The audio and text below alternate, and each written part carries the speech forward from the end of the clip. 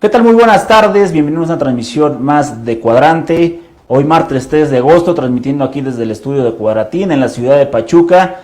Y bueno, como le adelantamos a lo largo de la semana, pues hoy tenemos aquí en el estudio de Cuadratín a la licenciada Carolina Vigiano Austria, quien es secretaria general del Comité Ejecutivo Nacional del PRI y diputada federal, que pues en unas semanas, ya en septiembre, va a tomar protesta del cargo. Y a quien le agradezco pues que nos visite aquí en Cuadratín para esta entrevista. Licenciada, muy buenas tardes, gracias por estar aquí. Al contrario, Alejandro, gracias y gracias a tu auditorio. Pues hoy tenemos una entrevista interesante y sabemos que la licenciada también tiene la agenda apretada, pero vamos a tratar de darle celeridad a los temas que hoy traemos. Y pues quisiera yo empezar con lo que hoy prácticamente amanece en todos los medios, licenciada, y que ayer fue prácticamente lo que se dio o lo que se informó a lo largo de todo el país, incluso en las redes sociales, la famosa consulta popular para enjuiciar a expresidentes de la República. ¿Participaste o no, licenciada? No, mira, yo soy abogada y yo soy de las que estoy convencida que la ley debe aplicarse a cualquier persona. Creo que uno de los grandes problemas que vive este país es la impunidad. La impunidad alimenta muchos otros problemas, incluyendo la corrupción. Si la gente sabe que difícilmente va a pasar algo, pues bueno, pues transgrede la ley. Así es que la ley debe aplicarse. Yo creo que vivimos hoy tantos problemas, Alejandro, como te decía antes de iniciar, que la gente lo que quiere es hablen de mis problemas y sus soluciones, ¿no?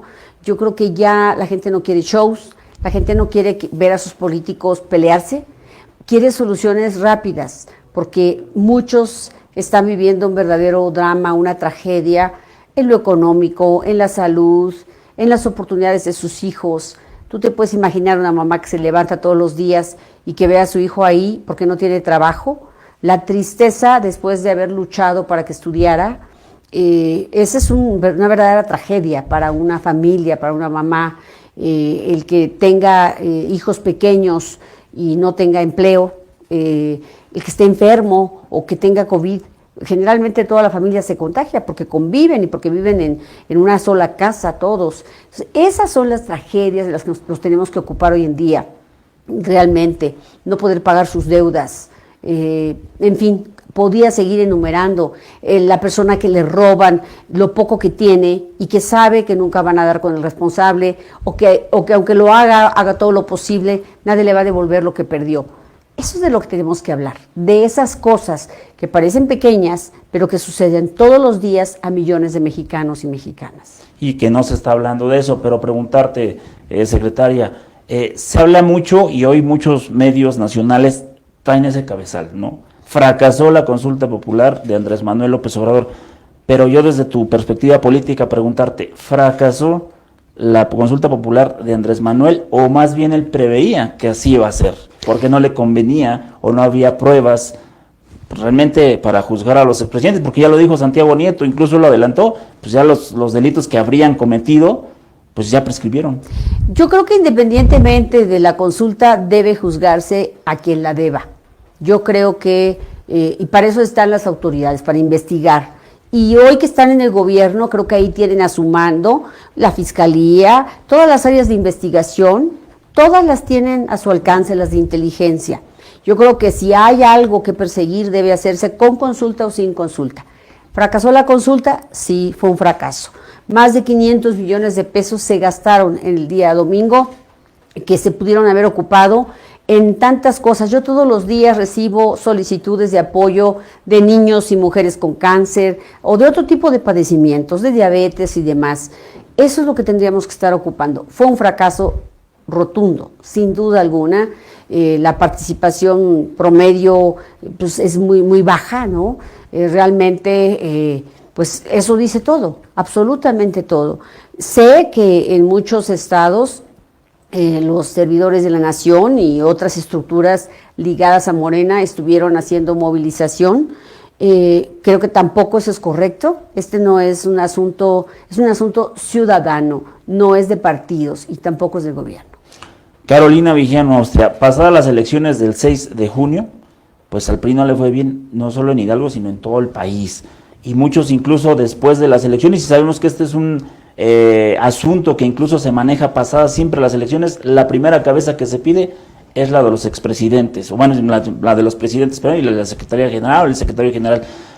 Pero a raíz de este asunto también vimos incluso una situación ahí un poco vergonzosa, viendo en las calles de la Ciudad de México una situación que a veces veíamos en nuestro partido y que hoy a los priistas prácticamente hasta balazos se agarraron allá afuera de las calles en la Ciudad de México. Bueno, debo decir que la enorme mayoría de ellos no era priista, por eso actuaron de esa manera. Hay presumiblemente un equipo contratado para golpear, un equipo contratado de profesionales para hacer lo que hicieron, lo que es muy reprobable, pero creo que el tema fundamental del PRI no es eso, esa es una lucha que me parece debe ser leída por quienes está encabezada. Yo creo que lo importante del partido hoy debería ser estar discutiendo qué modelo de país vamos a ofrecer a este México que hoy vivimos. Vamos a seguir siendo el partido de la revolución. ¿Qué significa revolución para nosotros? ¿Qué queremos ofrecer hoy en día? ¿Cómo queremos que nos distingan cuando alguien piense en el PRI? ¿Qué queremos que piensen? Esa es la discusión. La discusión real es, somos un partido histórico, que somos necesarios para la democracia, somos un partido que tiene visión de Estado. ¿Qué Estado queremos? ¿Cuál va a ser nuestro papel frente a un gobierno distinto a nuestro partido? Somos un partido que nació desde el gobierno, no nació para conquistar el gobierno. Y eso es un problema. Eso es un problema porque nuestra genética es otra completamente. Yo creo que la discusión es mucho más estructural. La discusión, ¿qué vamos a hacer frente a un gobierno que tiene enormes cantidades dedicadas a programas sociales? Cuando eso no te permite entrar a la discusión profunda de los problemas estructurales del país. Ese es el punto medular, no es quién está al frente del partido. Yo te puedo decir que las 8 gobernaturas que fueron a juego estaban perdidas desde 2018. En esos 8 estados perdimos estrepitosamente. En esos estados no ganamos una sola diputación federal en ese momento. Entonces, no perdimos nada que no tuviésemos perdido. Sin embargo... O sea, ustedes ya sabían que iban a perder. Bueno, ¿tú viste alguna encuesta donde dijera que íbamos a ganar? Yo no vi ninguna. Todas las encuestas nos decían que el PRI, sí, pero debo decirte, para reconocer y honrar a mis compañeros que participaron, el caso específico, por ejemplo, vamos a Campeche. En Campeche estábamos 20 puntos abajo y terminamos empatados, con menos de 1 punto de diferencia. En el caso de Campeche, en el caso de Guerrero, en Guerrero traíamos 30 puntos abajo, terminamos 4 puntos abajo. En el caso de Zacatecas teníamos también 20 y tantos puntos abajo, terminamos 5 puntos abajo. Es decir, sí remontamos, sí avanzamos, pero no nos fue suficiente porque hubo una operación realmente fueron elecciones de Estado. Entonces, creo que hay que ver las cosas con objetividad, porque si las queremos ver desde un punto de vista que nos convenga a lo que estamos nosotros buscando presentar, pues lo podemos hacer, pero hay que ver las cosas hoy tenemos 71 diputados y diputadas, teníamos 45, hubiésemos querido tener más, pero cuando hacíamos las encuestas el PRI no traía ni uno en todo el país, si acaso traíamos los de Coahuila, esos desde el principio se veían priistas. Pero de ahí en fuera, ningún otro había. Nosotros fuimos competitivos por la alianza que hicimos con Acción Nacional y con el PRD en el país. Yo creo que avanzamos, tenemos municipios importantes. Fíjate, Nuevo León, por ejemplo, perdimos la gobernatura, pero ganamos 10 diputados locales, ganamos 6 diputados federales de territorio. El gobernador actual, que es de MC, no tiene un solo diputado local, no ganó, un solo diputado federal tampoco ganó. Somos ahí nosotros quienes vamos a gobernar, pero además ganamos los municipios más importantes, ganamos Guadalupe, Juárez, Escobedo. Entonces, creo que esas cuestiones son importantes de ver. Tenemos Saltillo, tenemos Torreón, tenemos San Luis Potosí, tenemos Puebla, tenemos ciudades que perdió Morena. Tenemos 9 alcaldías en la Ciudad de México, tenemos toda la zona metropolitana que tiene el Estado de México. Eso es lo importante a destacar. Teníamos mucho más municipios, pero muy pequeñitos todos. Teníamos 8 estados que prácticamente ya no gobernábamos, porque nuestros gobernadores, bueno, pues yo creo que desde hace unos meses suficientes, pues decidieron ya dejar la elección sin que ellos tuvieran una militancia activa. ¿Hubo traiciones en el PRI en este proceso electoral pasado el 6 de junio o todo se lo dejamos a la buena marca que está posicionando Morena? Mira, yo creo que Morena tiene una marca que viene desde pues un gobierno que ha sabido, tiene un gran comunicador. El presidente de la República, no podemos negar que es un gran propagandista, es un gran comunicador, tiene muchas horas al aire durante todos los días. Creo que eso es un tema que hay que reconocerle. Yo no dudo en que el presidente de la República tenga un interés genuino de que México le vaya bien. En lo que no coincido es en su visión de muchas cosas, de cómo hacerlo. Creo que mucho de la visión de Morena es la visión que tenía el PRI, pero en los años 70. Entonces, hoy el mundo ha cambiado completamente. Entonces, yo creo que son una marca todavía importante, no hay que desdeñarlas. Sin embargo, a mí me parece muy grave, yo leo la prensa que dicen aquí, pongamos al que pongamos, vamos a ganar. Es decir, sea bueno o no sea bueno, tenga experiencia, no tenga, tenga capacidad o no la tenga prestigio o no la tenga. Uno de los casos más emblemáticos es el de Veracruz, ¿no? Que hemos visto que comete hierro. Entonces también sí, de repente la marca como que ayuda a llevar a personajes que no tienen ninguna preparación. Claro, nada más que el tiempo no perdona. Y la realidad es más necia que muchos. Pero ¿hubo o no hubo traiciones? Yo creo que como en todos lados, insisto, esta explicación que he dado es para decirte que Morena tampoco creas que necesita que le ayudemos. Ellos tienen una marca en este momento fuerte. Yo creo que Morena no requiere el apoyo del PRI en términos generales. Yo creo que el PRI tiene que hacer su trabajo como partido histórico, tiene que honrar esa memoria y tiene que honrar a miles y millones de priistas que están en el campo y en la ciudad y que te extienden su mano franca y que te dicen yo soy priista y me voy a morir priista, y que te dicen yo tengo esta casa gracias al PRI, yo tengo esta carretera gracias al PRI, yo fui a la escuela como yo, producto de la escuela pública gracias al PRI. O sea, esas personas merecen ser honradas por todos nosotros. Alejandro Moreno Cárdenas y Carolina Vigiano Austria aún tienen un tiempo que cumplir en la dirigencia nacional del PRI. Sin embargo, como te preguntaba hace unos momentos, hubo voces que ya están pidiendo su cabeza. ¿Van a cumplir su periodo como para el que fueron electos o si la presión es tanta y sería tanta que van a dejar el cargo? Nosotros fuimos electos por 1.6 millones de militantes, Alejandro. Nunca en la historia había pasado eso. Nosotros fuimos electos en una elección abierta que organizó el Comité Nacional pasado y que ganamos limpiamente, abiertamente, contundentemente, y tenemos un mandato. A nosotros no nos puso nadie que habitara en Los Pinos como sucedió durante muchos años atrás. Nosotros fuimos electos. Entendimos que esa era la cuestión que teníamos que hacer en esta oportunidad y participamos porque fue una elección abierta. Si hubiese sido una elección cerrada, nosotros no hubiésemos tenido ninguna posibilidad, Alejandro y yo, porque no éramos los que eran bien vistos por la cúpula. Por eso pudimos llegar. Vamos a estar ahí hasta que termine nuestro mandato, que es en 2 años, un poquito más. ¿Qué le dice Carolina Vigiano a precisamente estas voces que están diciendo los culpables de esa derrota? Además que ya le explicaste cómo funcionó este esquema electoral, a los que dicen Carolina y Alejandro Moreno son los culpables de la derrota del PRI. Bueno, pues yo les diría que finalmente que me digan en qué seccional estuvieron trabajando para ayudarnos a ganar, a qué candidato o candidata fueron a apoyar, porque muchos de ellos apoyaron a candidatos distintos a los del PRI, de otros partidos. Entonces, yo creo que no tienen autoridad moral para pedirnos eso. Y creo que esa no es la solución. Si fuera la solución a muchos problemas que tenemos, Créeme que lo pensaríamos, porque tenemos mucho de patriotas, Alejandro y yo.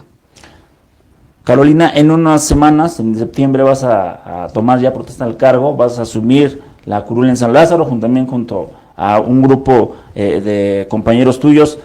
¿Qué opinas de las declaraciones del presidente de que pues no descartó que el PRI sea su aliado en la Cámara de Diputados? ¿Está en la mente del PRI hacer alianza con Morena en la Cámara de Diputados? Mira, nosotros tenemos muy claro en qué nunca iríamos con ellos. En reformar la Constitución para modificar la composición de poderes públicos, para modificar nada que tenga que ver con la democracia y el equilibrio entre poderes.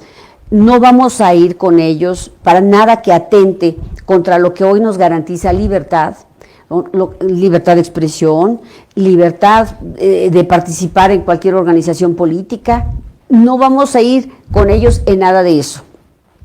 Nosotros podríamos revisar, ir con Morena o con otros partidos políticos en las causas y en los temas que nos unen. No somos el partido del no, somos el partido de México. Yo participé en varias legislaturas, como tú sabes, he ganado 3 elecciones federales anteriores. Y yo me acuerdo muy bien que justamente el partido que hoy gobierna a todo decía que no, ni siquiera nos daba chance de platicar en una mesa, de discutir y de analizar cómo podrían acompañarnos si quitábamos tal cosa o agregábamos otras. No había esa oportunidad de hacerlo. Siempre había un no. Y nosotros siempre insistíamos en buscar acuerdos. ¿Por qué? Porque aunque teníamos la mayoría, no se trata de avasallar a nadie. Esta es una democracia. Y en una democracia, pues aunque haya un partido pequeño, pues representa a un sector de la población, puede ser de minorías, pero también son mexicanos y también merecen respeto porque tienen una visión distinta de la que la mayoría tiene. Dices, no en algunas cosas, quizás sí en otras. ¿Crees que hay coincidencias entre el PRI y Morena? ¿En qué podrían coincidir? Por ejemplo, con la política de Andrés Manuel López Obrador. Yo creo, personalmente lo digo también a título personal, no solo como secretaria general, nosotros nacimos, o sea, como partido, nuestro origen fue defender a los obreros.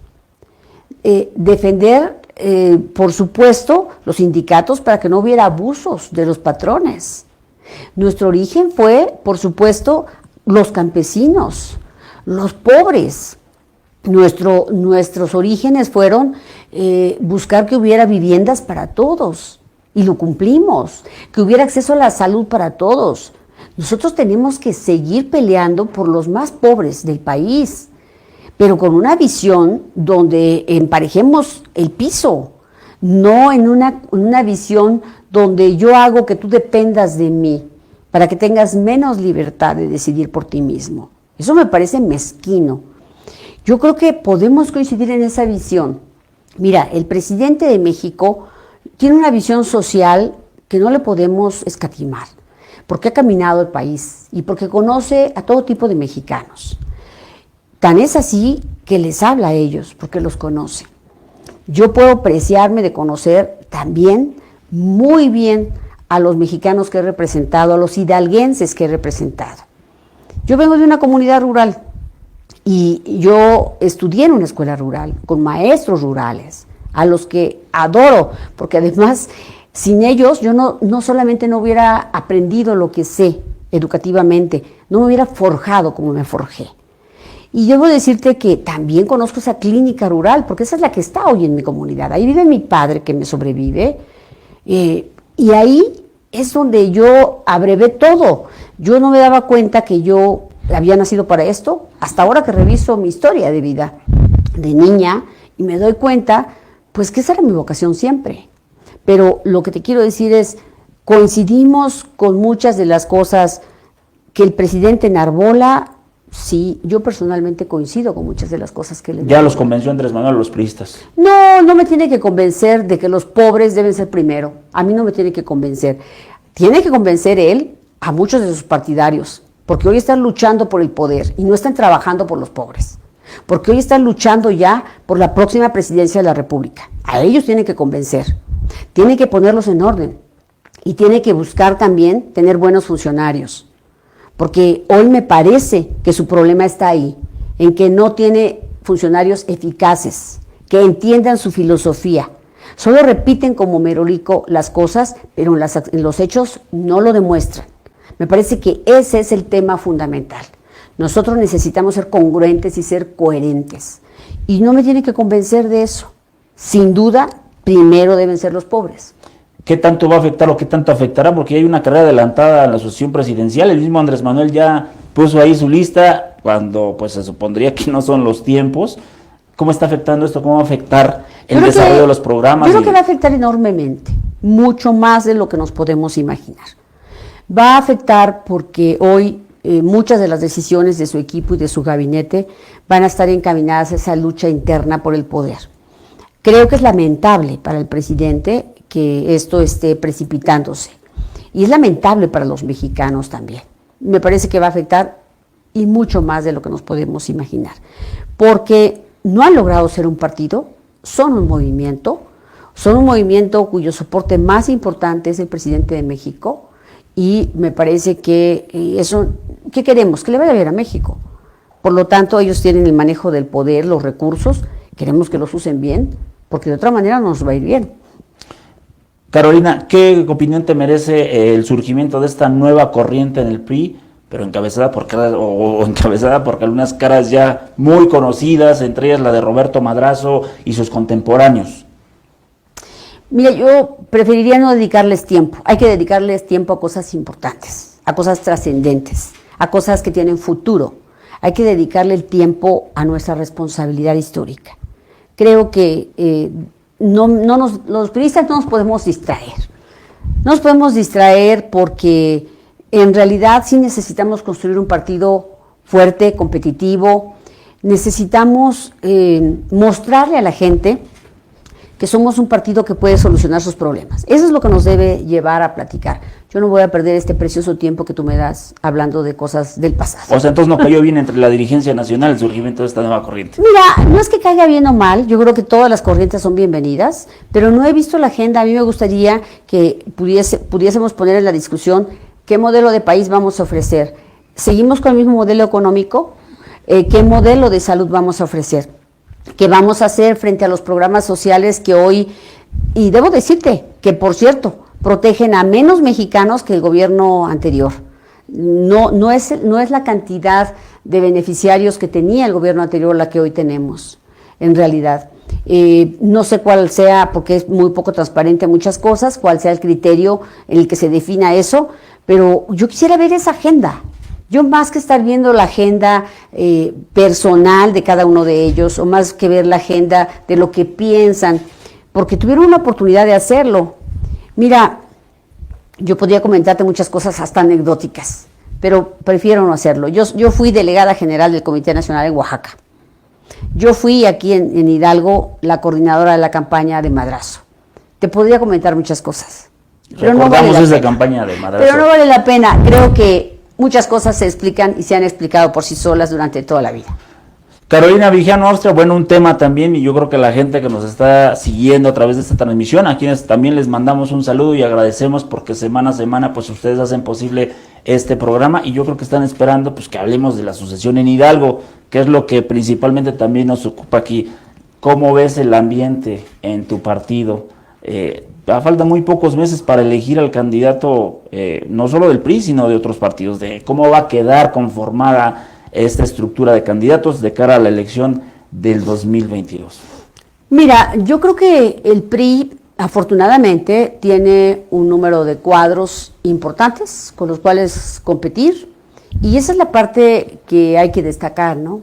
Entre los priistas creo que sí es importante el perfil, sí es importante la carrera, sobre todo sí es importante tu historia de vida, tu hoja de vida.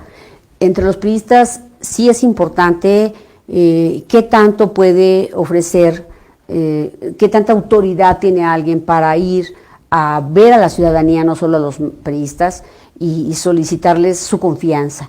Creo que entre los priistas sí importa eso, ¿no? A lo mejor en otros lugares no importa quién, cualquiera va a ganar o cualquiera creen que puede ganar. Aquí no, aquí sí importa porque lo más importante es la competitividad, más que cualquier otra cosa. Estamos frente a una elección compleja, hoy ninguna elección es fácil, ninguna. Yo te puedo decir que observé todas las elecciones en el país y me di cuenta de muchas cosas, ¿no? Que hoy lo único que tiene que hacer en esas reflexiones a las que hablábamos hace rato es revisar qué no nos salió bien, por qué razón, qué hay que hacer mejor. Y creo que las lecciones más importantes son unidad real.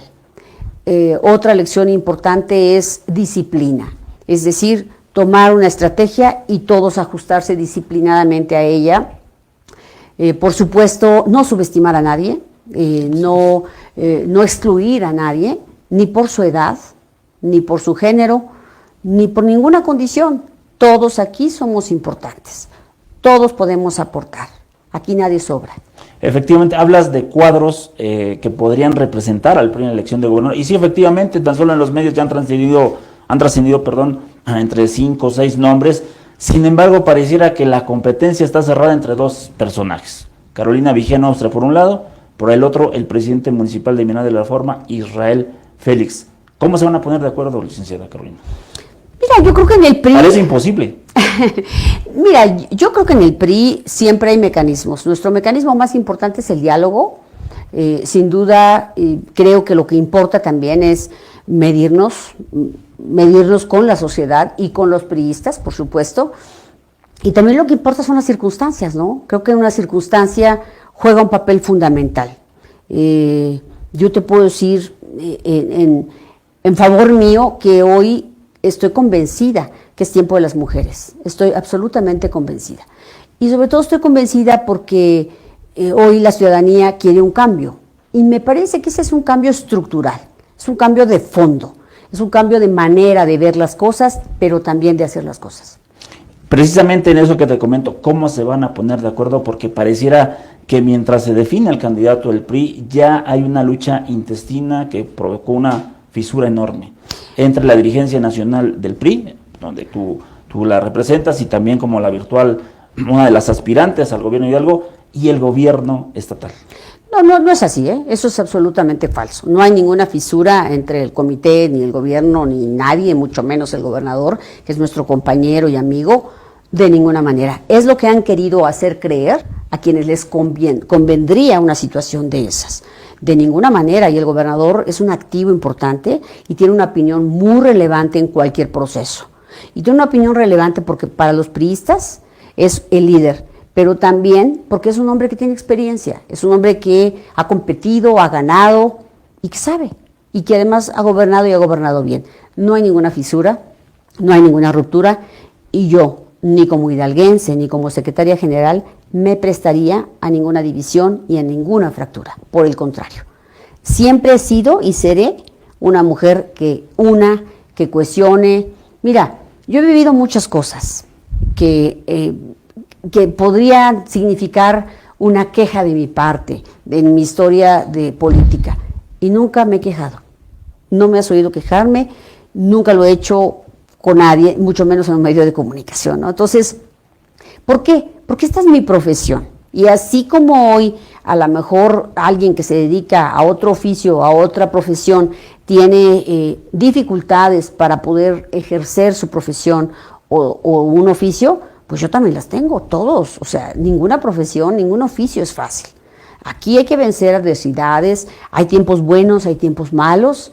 Y bueno, lo que te puedo decir es, el Comité Nacional reconoce a Omar Fayad, un gran activo, reconoce a Omar Fayad un gobernador nuestro, así lo vemos y lo decimos con celo también, es un gobernador nuestro, aunque también quieran colocarlo en con otros rumores, él es priista. Y además, yo en lo personal tengo buena relación con él, siempre de respeto. Hablando de candidaturas, precisamente de Hidalgo, de postulaciones, por ahí trascendió hace unos días, hace unas semanas, la idea o la teoría de que ya te estaban candidateando por Coahuila, Carolina, como un plan B, digámoslo así. Si no se le da por Hidalgo, bueno, se iría a Coahuila.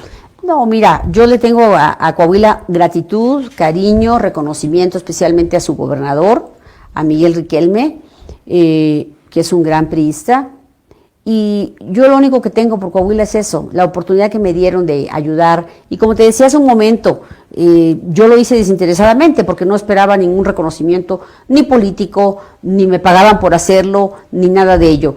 Y fue como persona, como mexicana, una oportunidad de aportar algo para mi país, para un pedazo de este México que tanto amo, pero también de aprender, porque aprendí muchas cosas. Créeme que hay muchas cosas que les admiro profundamente a las y los coahuilenses y me hicieron aprender cosas que me van a servir para toda la vida. Entonces, no es así.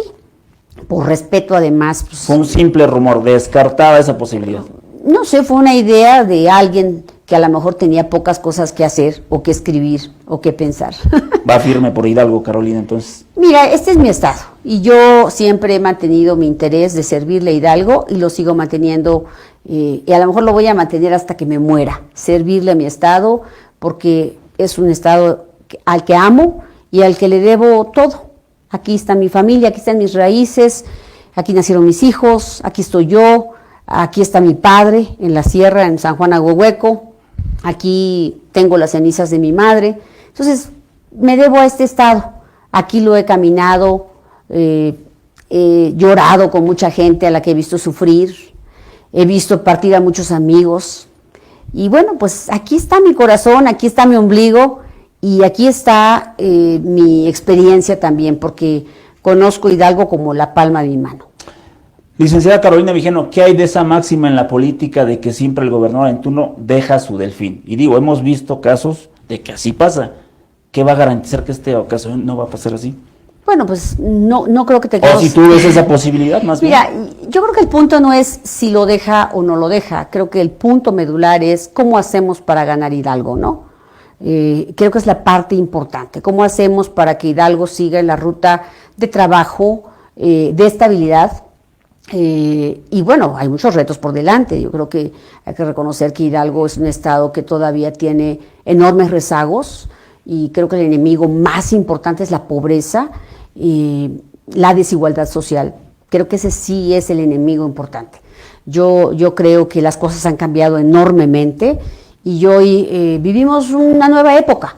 Yo creo que ya no podemos hablar ni de carros completos, ni de delfines, ni de tapados, ni de esas cosas. Creo que ya quedaron en la anécdota. Creo que hoy lo que importa es pues la ciencia, ¿no? Hay que medir, hay que revisar muy bien que, no solamente que, creo que lo que importa es cómo se hacen las cosas.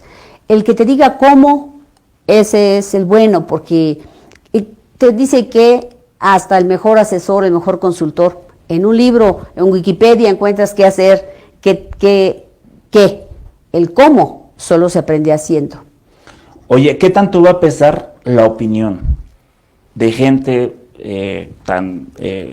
pues vaya, que siempre se le pide consejo en el PRI, como son los exgobernadores Jesús Murillo, Miguel Ángel Osorio Chong, que de alguna manera se les atribuye que tienen todavía cierta injerencia, al menos en opinión?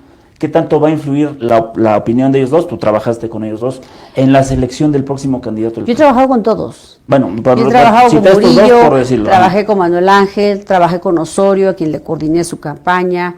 Con Paco no, porque fui diputada federal mientras él era gobernador. Con el gobernador Omar Fayad hemos sido compañeros de gabinete mucho tiempo. También fuimos compañeros diputados.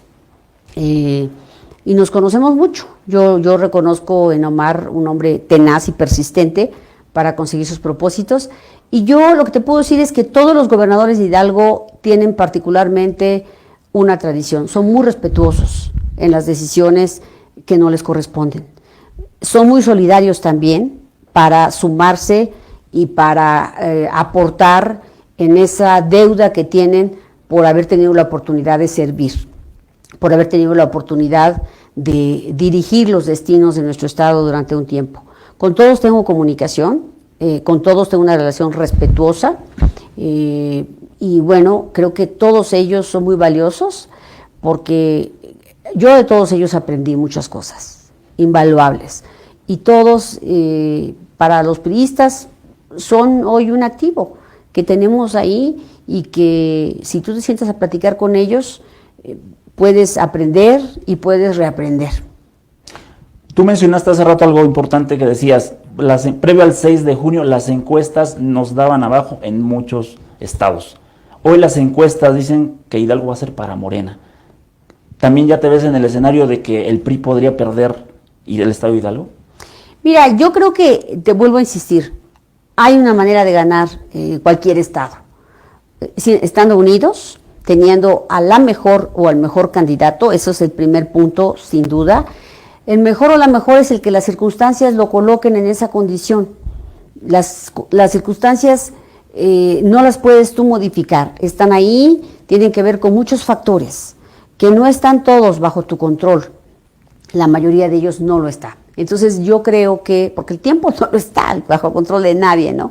Yo creo que podemos ganar si tenemos una buena selección de candidato o candidata, si salimos juntos, si salimos muy claros de cuál es la estrategia, porque yo no tengo la menor duda que cualquiera de los mencionados es mejor que los que se han mencionado de otros partidos políticos. Entonces creo que lo que importa es cómo le hacemos para seleccionar en las mejores condiciones.